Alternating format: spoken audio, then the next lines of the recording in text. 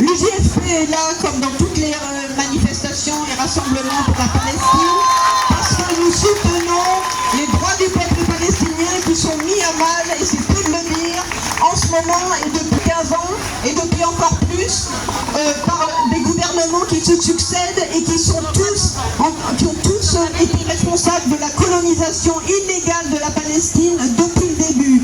Et donc, à l'heure actuelle, on est dans un monde, dans un contexte où on est environné de dictateurs comme Netanyahou, comme Orban, comme Macron, qui est complice, qui est un allié de la Palestine, d'Israël, et qui se permet de dissoudre une assemblée, de ne pas nommer de nouveau Premier ministre, de fêter des Jeux Olympiques où il invite Israël et pas la Palestine.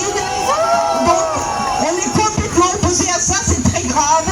Et à l'heure actuelle, c'est même pas en Israël, la question n'est pas seulement celle de Netanyahou, c'est l'ensemble d'un gouvernement d'extrême droite, et même les gouvernements qui n'étaient pas d'extrême droite, qui se prétendaient de gauche, ont engagé la colonisation depuis bien longtemps. Donc, c'est pas possible de soutenir, il n'y a pas moyen de soutenir quoi que ce soit dans les prétendues négociations. Quand ils ont prétendu qu'il fallait poursuivre les bombardements sur Gaza, où ils tuent des centaines de milliers de gens, ils assassinent des enfants, c'est insupportable. Ils continuent, soi-disant pour faire la chasse aux dirigeants du Hamas, ils vont jusqu'en Iran pour assassiner Haniyeh.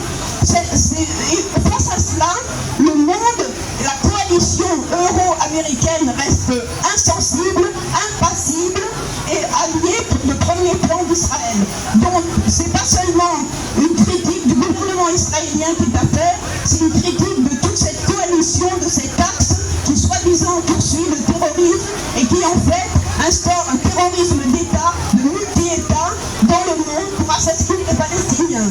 Mais dans tout ça, dans ce contexte très dur, on voit une lumière quand même s'allumer, on voit la fin du sionisme, on voit la fin s'acheminer de cet État, de ce régime insupportable qui a privé les Palestiniens de leurs droits depuis que le sionisme existe. Et on voit s'acheminer la fin de ce système sioniste.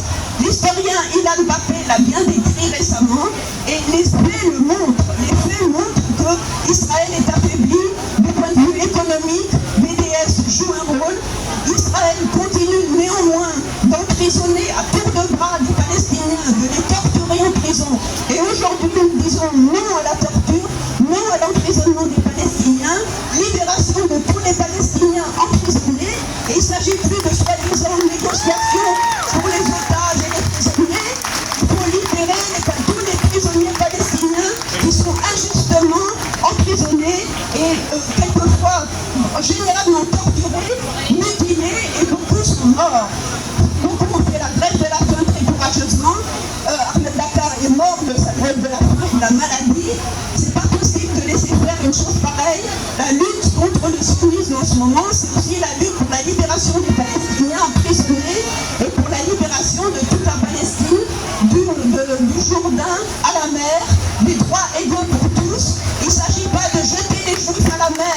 Et nous sommes bien placés, nous, Juifs de l'Union juive française pour la paix, nous sommes bien placés pour dire qu'il ne faut pas jeter les Juifs à la mer et qu'on n'a jamais prétendu ça, mais que ceux qui resteront accepteront l'égalité des droits.